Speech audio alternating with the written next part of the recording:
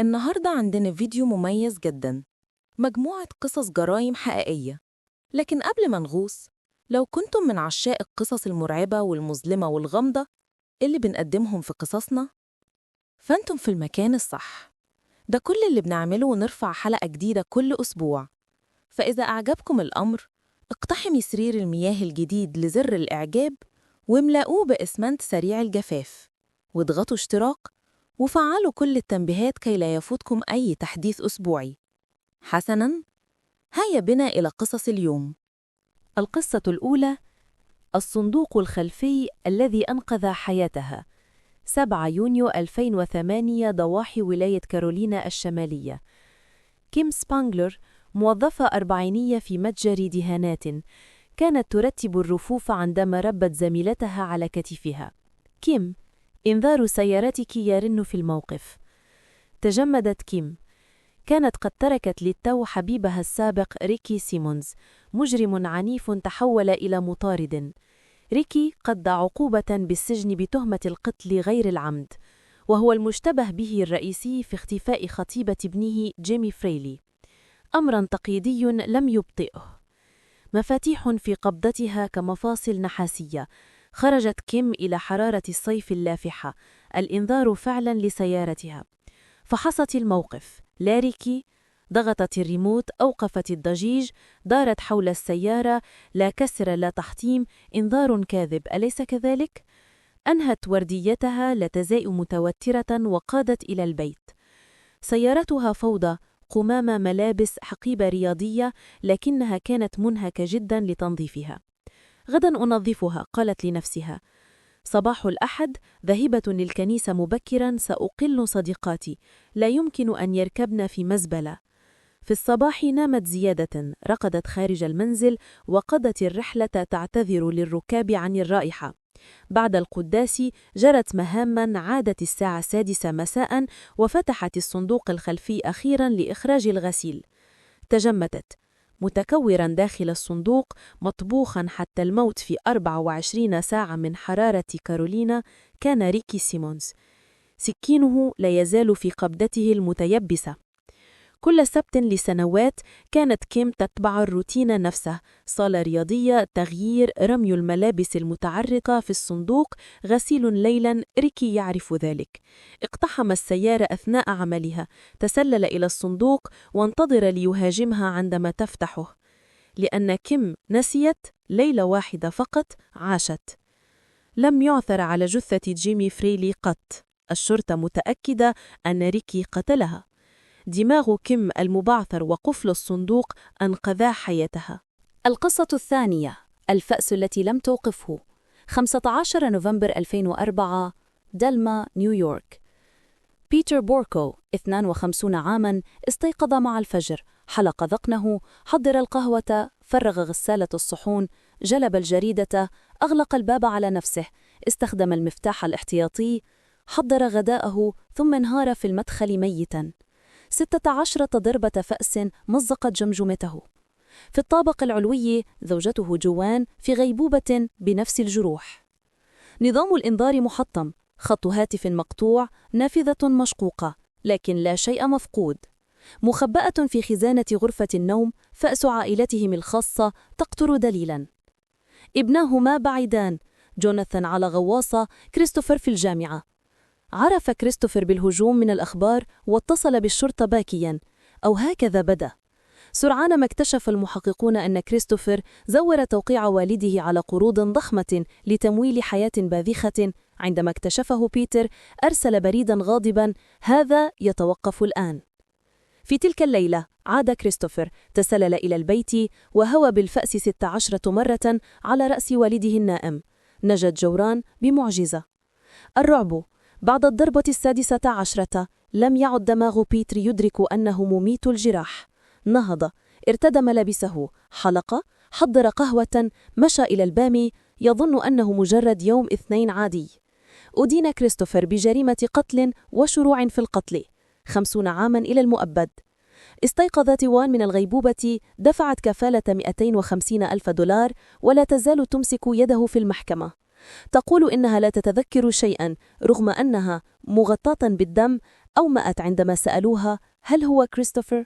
القصة الثالثة 24 عاماً في الصندوق المعزول للصوت 28 أغسطس 1984 إمشتتن النمسا إليزابيث فريزل 18 عاماً أخبرت أصدقائها أنها ستهرب لتنضم إلى طائفة.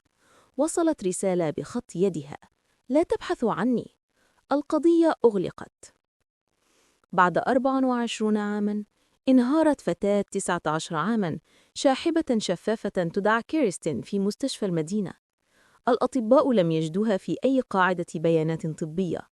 الجد الذي أحضرها يوزيف فريزل صار عدوانياً عندما سئل عن تاريخ العائلة الطبي. تعرفت الشرطة على الاسم: يوزيف والد إليزابيث. نشدت الشرطة التلفزيون إليزابيث بالظهور. نجح الأمر. وصلت مع يوزيف، تبدو في 60 بدل 40، شعرها أبيض ثلجياً. في غرفة التحقيق همست: اعدني ألا أراه مجدداً. ثم روت القصة التي هزت العالم. بنى يوزيف على مدى 6 سنوات ملجأ قنابل تحت المنزل. في 28 أغسطس 1984 طلب من إليزابيث مساعدته في تركيب الباب الأخير.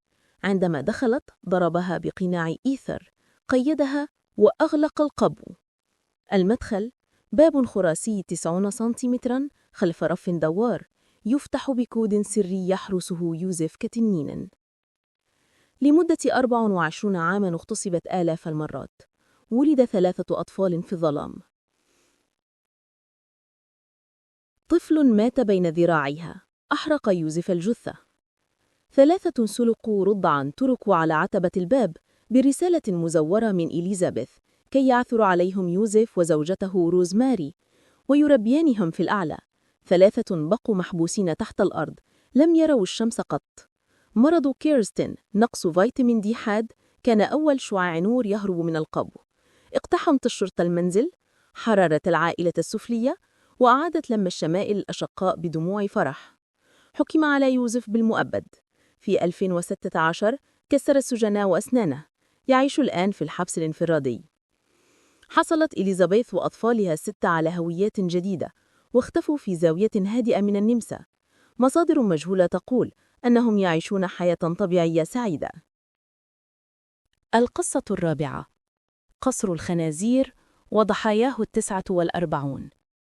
1991 إلى 2002 بورت كوكيتلام، كولومبيا البريطانية. ورث روبرت بيكتون وأخوه مزرعة خنازير شاسعة شرق فانكوفر ب15 ميلاً. بحلول منتصف التسعينات تحولت إلى خراب، لكن الأرض كانت بملايين. باعوا قطعاً، صاروا مليونيرين فجأة، وأسسوا جمعية خيرية اسمها قصر الخنازير للترفيه.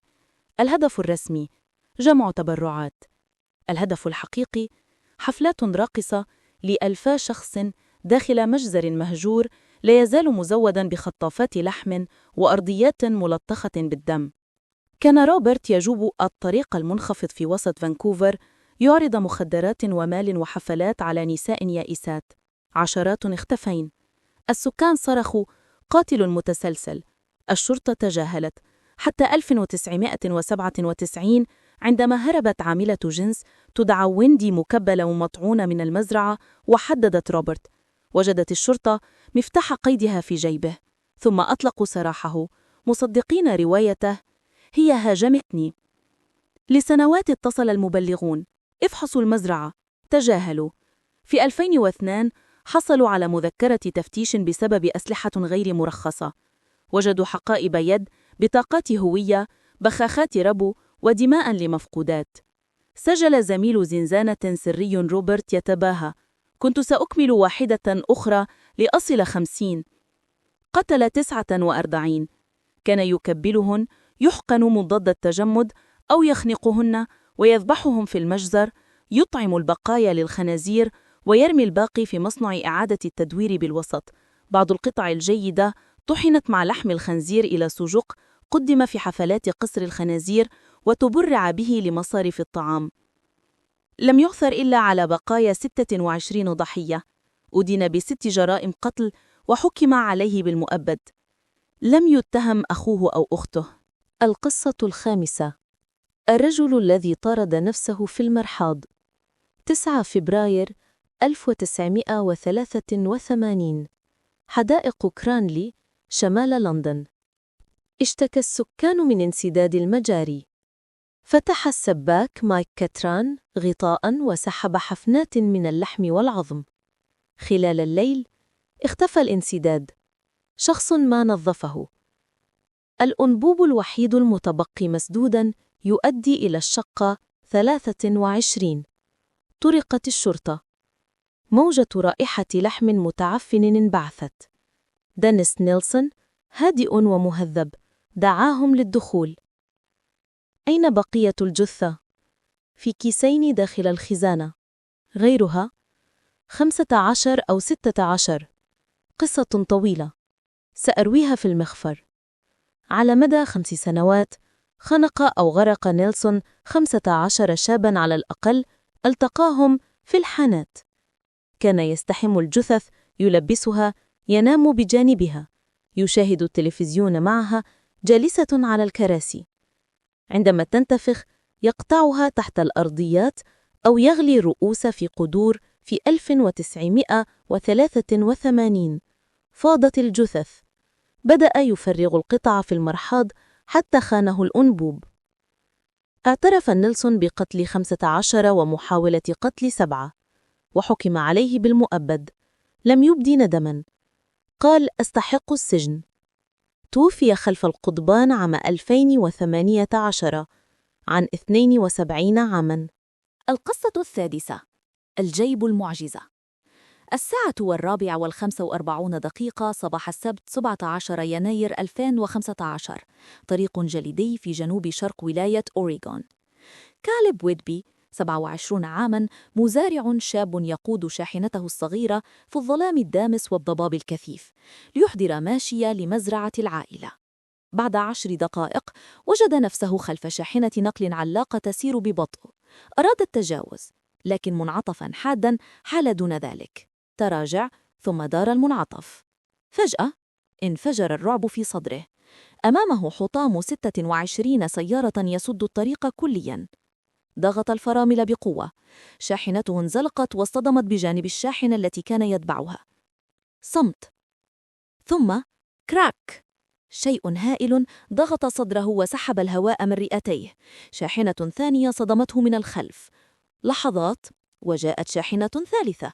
سائقها رأى الكارثة، ضغط الفرامل واصطدم بلطف بالحاجز دون أذى. خرج ورأى جحيماً.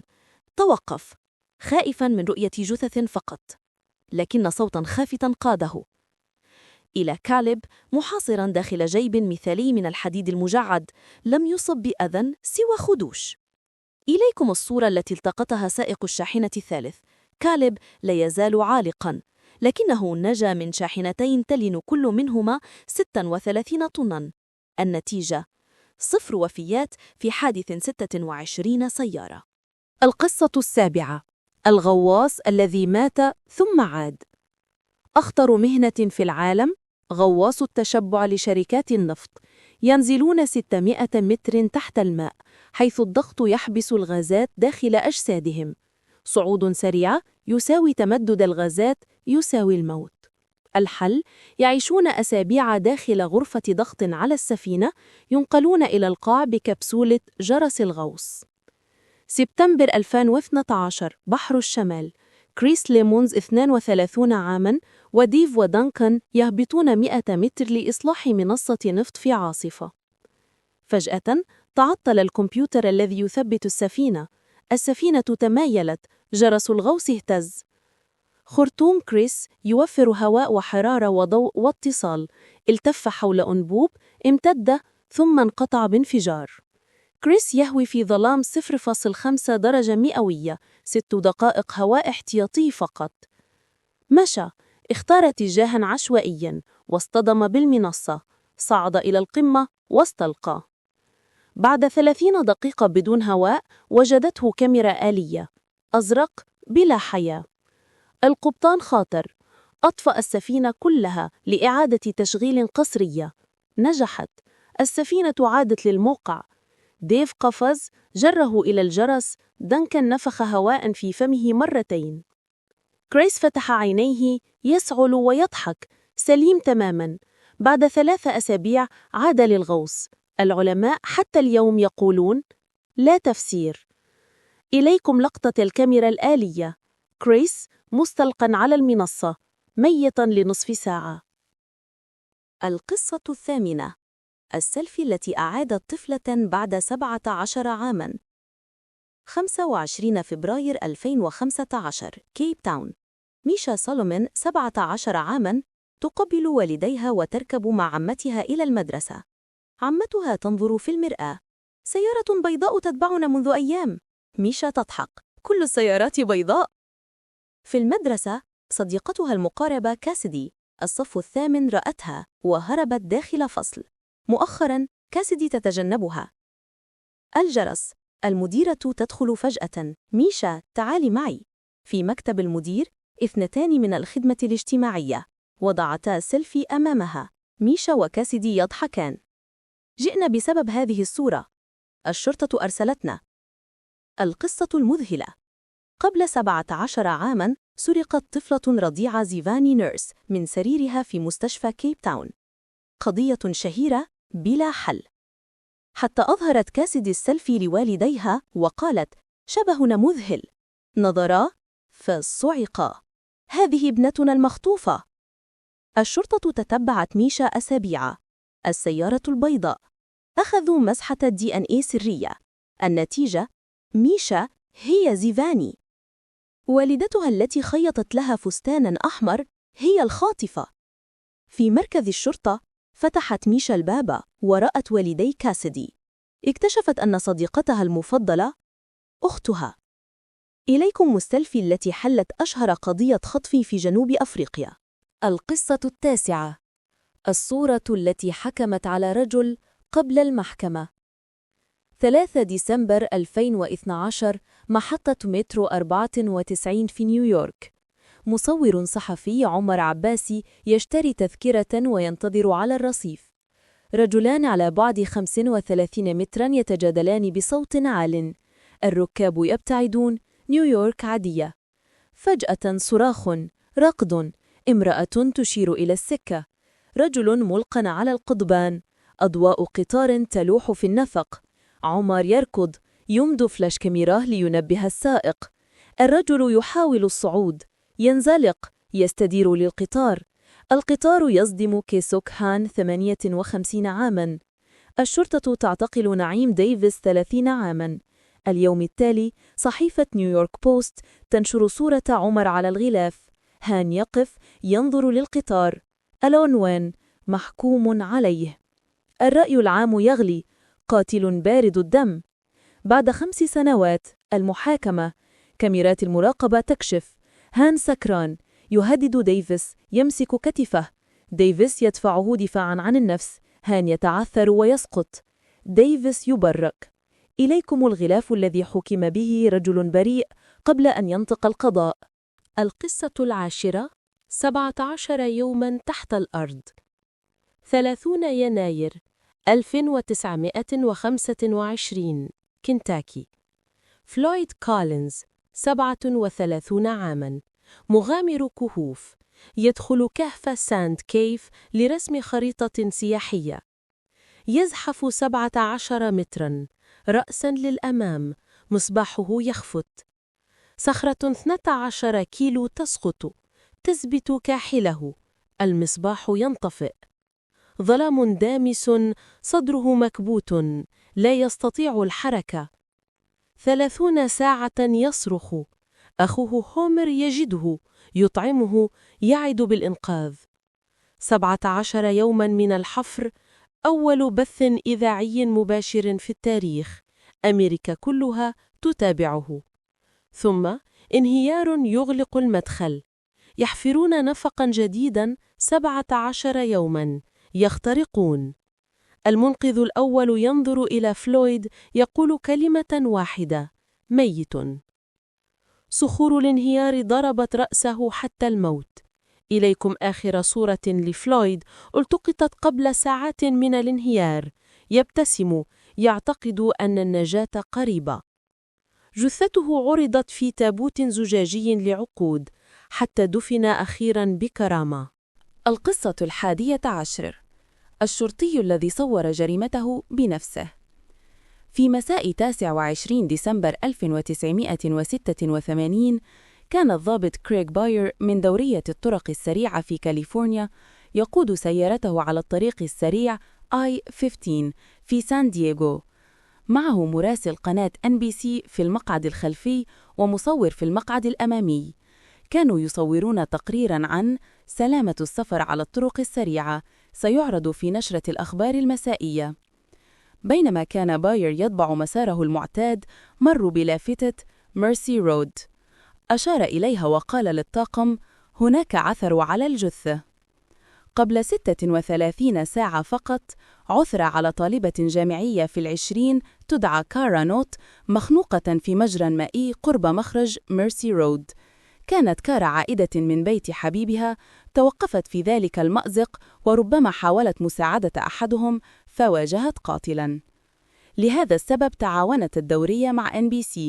القاتل ما زال طليقاً. الهدف من التقرير تعليم السائقين كيف يحمون أنفسهم إذا اضطروا للتوقف على الطريق السريع. بينما يمر باير بمخرج ميرسي رود، يبدأ بشرح أبجديات السلامة أمام الكاميرا. أخطر شيء بعد الحوادث هو أن تعطل سيارتك وتضطر للتوقف.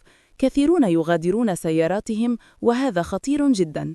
إذا كنت أنثى قد تغتصبين أو تسرقين، وإذا كنت ذكرا قد تقتل. وحذر من ركوب سيارة غريب.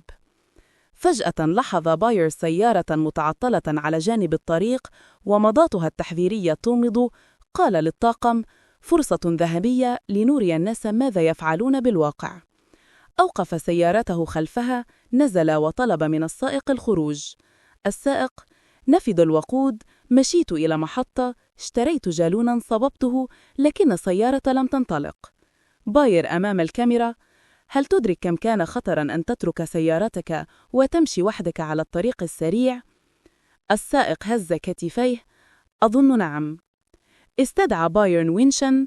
انتهى التصوير. عاد الجميع إلى منازلهم. في المساء شاهد باير تقريره على NBC. 1.5 دقيقة مثالي تعليمي. أطفأ التلفاز ولم يفكر في الأمر، لكن بضع نساء كن يشاهدن التقرير تجمدن خوفاً. ذلك الرجل ذو الجرح الطازج فوق حاجبه هو نفسه من اختطفهن، عذبهن لساعات ثم أطلق سراحهن.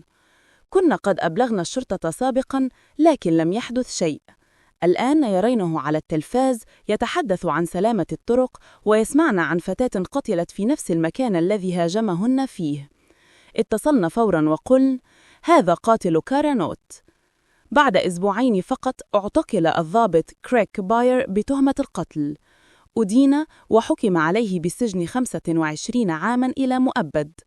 تقدم للإفراج المشروط مرتين، رفض. المرة القادمة 2027. القصة 12. الصورة الأخيرة لرحلة TE 901. الساعة 1 ظهراً 28 نوفمبر 1979.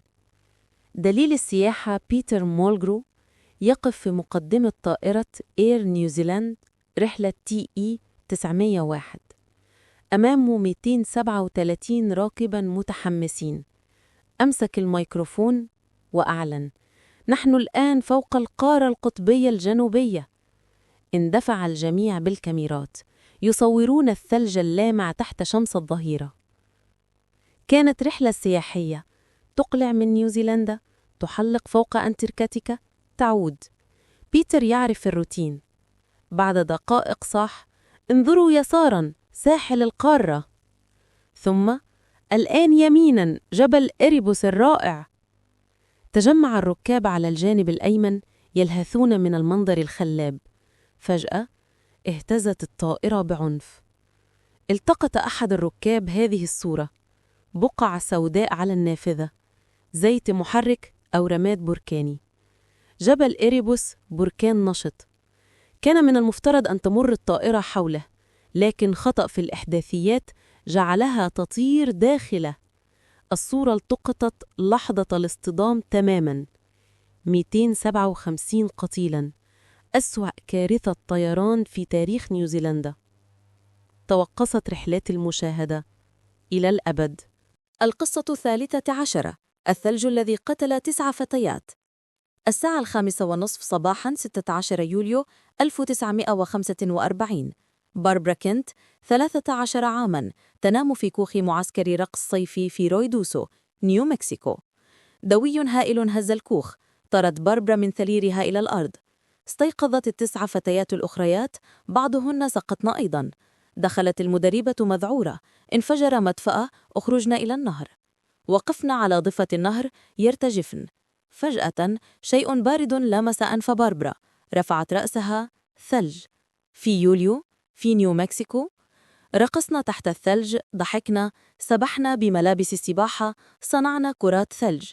التقطت المدربة صورة لباربرا في منتصف النهر، تبتسم والثلج يتساقط حولها.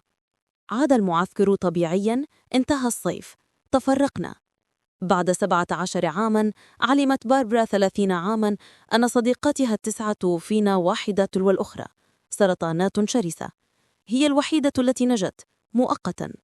في 2006 عندما بلغت 70 أقرت الحكومة الأمريكية بالحقيقة: الانفجار لم يكن مدفأة، بل أول قنبلة ذرية في التاريخ، تجربة ترينيتي على بعد 64 كيلومتراً. لم يحذر أحد.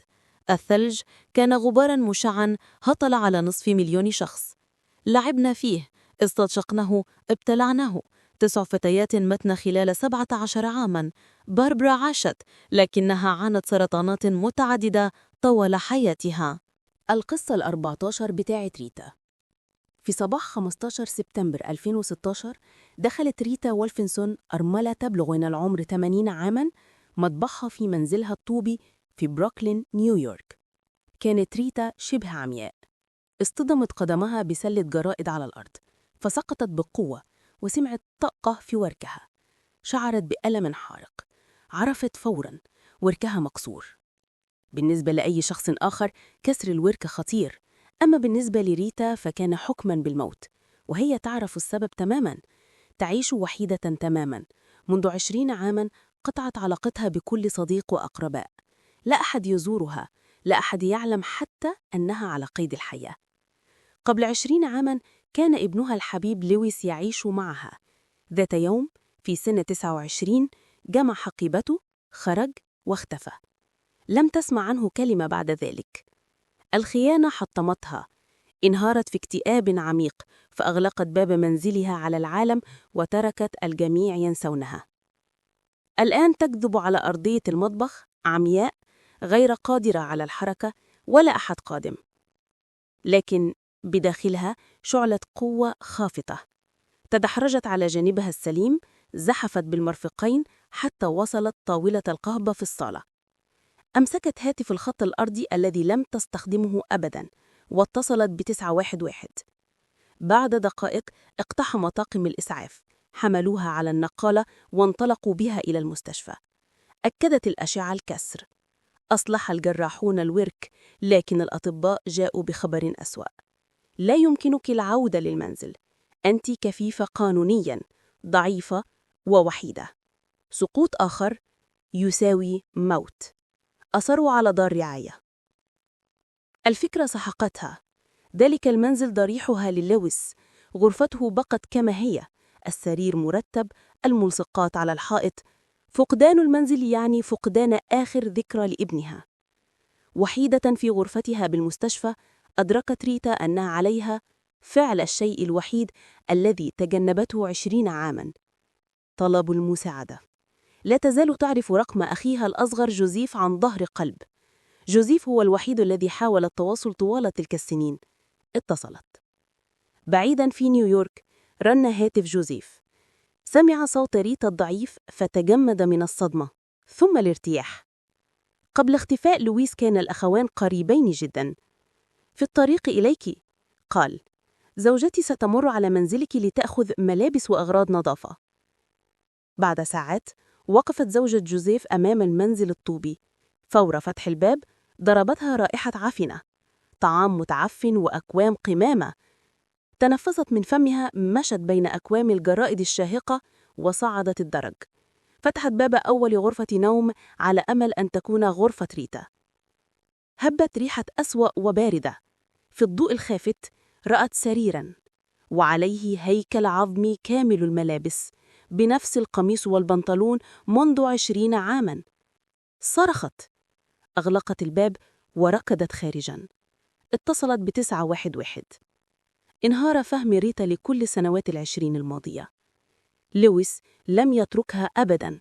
مات بهدوء في نومه، ربما من مرض لم يخبرها به، وهي خوفاً من دخول غرفتي اقتنعت أنه تخلى عنها. بكت لأول مرة منذ 20 عاماً حين أخبرها جوزيف بالحقيقة. الفزع من الاكتشاف صار الحادث الذي أعاد خياطة عائلتها. في 27 فبراير 2015 زار دالان بوا 18 عاماً جدته في أوآهو. دالان هاواي الآسي نادراً ما يزور الجزيرة، فأراد تسلق درج هايكو الممنوع 4000 درجة صدئة تقطع جبلاً غابوياً. بناها البحرية الأمريكية في الحرب العالمية الثانية، ثم أغلقت عام 1987 وسججت وحرست. حذرته جدته وعاد أنه لن يذهب، ثم خرج خفية، ركب باصاً وقفز السياج. نشر صوراً مباشرة عند بداية الدرج، فوق الدرج، داخل نفق أخضر رطب. الساعة 11 صباحاً توقفت الصور، لم يصل القمة. تلك الليلة لم يعد. بحث هائل، مروحيات، كلاب، غواصو البحرية، لا شيء. افترضوا أنه انزلق وسقط في الوادي، لكن عند تكبير آخر صورة ظهر رجل منحن خلف الأدغال يراقب دالان. دالان بوا لم يعثر عليه. الرجل المختبئ لم يعرف. كولتون لاودر كان الطفل المضحك دائما، سرا كان يغرق. في 18 كان مدمنا. في 25 حكم عليه بالمؤبد لقتل عمه في صفقة مخدرات. توأمه كالين شعرت بكل ألمه، لن تستطع إنقاذه فأقسمت إنقاذ الآخرين. حصلت على بكالوريوس خدمة اجتماعية وصادت وظائف نادرة. في 26 سبتمبر 2014 كسرها البطالة والحزن. 9 مساء اتصلت ب911، معركة دموية بالأسلحة في نادي العمارة. وصلت الشرطة، حفل زفاف هادئ ومفرقعة صغيرة واحدة. 10 مساء اتصال ثان ثم قطعت. أعاد المشغل الاتصال. كالين تهمهم مشوشة، تقول: صديقتي تعتقد أني هذيانية ومصابة بالبارانويا. الصباح اتصال ثالث، تصرخ على لصين مسلحين لا يراهما أحد. دخلت صديقتها كارول: لا أحد هنا، لا أثر الاقتحام. بعد الظهر كاميرات الأمن صورت كالين حافية، شورت وقميص تحت المطر المنهمر، تحمل كلبها الصغير فلس، تضعه وتبدأ نقاشا حادا مع الهواء. بعد 15 دقيقة ركضت بعيدا، تاركة الكلب والهاتف والأحذية. اختفت. بعد 10 أسابيع عثر عمال صرف صحي على جثتها نصف غارقة في نهر جوردن 8 كيلومترات بعيدا. لا مخدرات، لا ماء في الرئتين، لا تفسير للمسافة. الحكم الرسمي: وفاة عرضية. عائلتها: انظروا جيدا للقطات، ترون الرعب في عينيها. خلف الصخرة الكبيرة غابة كثيفة، من الممكن أن يكون هناك شخص لا نراه. يعتقدون أن ما رأته كالان هو مفتاح لماذا ركضت ولماذا ماتت. منتصف أغسطس 2013 أوصل مايك وكارين ابنهما الوحيد برايس 19 عاما إلى كلية سييرا. برايس كان في أوج سعادته، تصميم جرافيك، أصدقاء، حبيبة، مستقبل مشرق. بعد أسبوعين انهار كل شيء. بدأ يشرب بشراهة ويأخذ فايانس ليبقى مستيقظا لألعاب الفيديو. صار قلقا مرتابا. واجهه زميله شون وحبيبته كيم. نفى برايس المشكلة.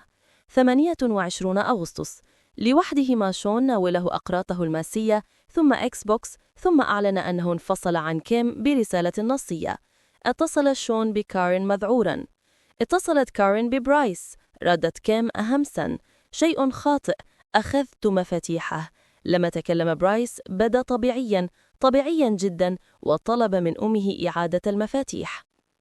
حجزت كارين رحلة صباحية. صرخ برايس: لا، لدي الكثير لأخبرك به، لكن ليس عبر الهاتف. تلك الليلة انطلق. 1 صباحا اتصل: أنا في شطتي. لم يكن. الصباح نفد بنزين سيارته على الطريق السريع I-5 منتصف الطريق للمنزل. ميكانيكي اسمه كريستيان ملأ الخزان. جلس برايس جامدا يحدق. أعطى كريستيان الهاتف لكارين. وعد برايس بالقدوم. لم يتحرك. 18 ساعة جلس في مواقف سيارات بينما والداه والشرطة وكريستيان يتناوبون على إقناعه بالتحرك. كل مرة يقول: سأنطلق الآن. كل مرة يبقى. 2 صباحا متعب جدا، سأنام على جانب الضيق. 8 صباحا رن جرس الباب. شرطة. سيارة برايس في قعر جرف 8 أمتار قرب بحيرة كاستاك. النافذة الخلفية مكسورة من الداخل. حاسوبه وهاتفه داخل السيارة. محفظته مفتوحة على الطريق. دوس على البنزين حتى الثانية الأخيرة. قطرة دم. بحث هائل. خيالة، دراجات رباعية، غواصون، محرقيات. اليوم 9. كلاب بوليسية تتبعت رائحته من الحطام إلى البحيرة عبر جسر السد إلى موقف شاحنات ثم لا شيء. البعض انتحار، البعض انهيار عقلي من المخدرات، البعض ركب مع سائق واختفى. والداه: ابننا السعيد لن يؤذينا هكذا، شيء أو شخص أجبره. برايس لاسبيسا لم يرى منذ 30 أغسطس 2013. 24 يناير 1984 دايتونا بيتش. تيموثي مولنار 19 عاماً قبل أمه، أوصل أخاه الصغير للمدرسة ثم انطلق لمحاضرات رياضيات الطيران. نسي دراجته، عاد، حملها، لوح لأمه وهي تراقبه من الباب. تلك الليلة لم يعد. وجدت الشرطة دفعة بطاقة إيمانية على بعد 80 كيلومتر. بنزين وحده طبيعي. بعد 6 أيام رسالة من ساحة حجز في أتلانتا: تعالوا خذوا سيارتكم. داخلها محفظة، رخصة، بطاقات.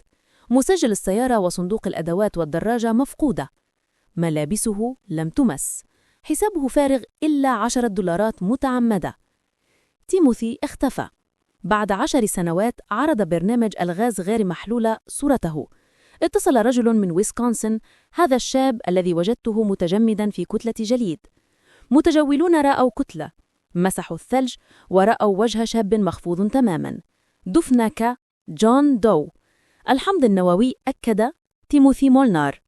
لا إصابات، لا سبب وفاة، لا فكرة كيف وصل طالب فلوريدا 1900 كيلومتر شمالا محبوسا في الجليد. إذا كان لديك أي معلومة عن برايس لاسبيسا اتصل بالرقم على الشاشة. عائلته لا تزال تبحث. خلصنا حلقتنا، شكرا للمشاهدة. لو عجبكم الفيديو اعملوا اشتراك ولايك. أي قصة أرعبتكم أكثر اكتبوا رقمها في التعليقات. نشوفكم في حلقة جديدة. باي.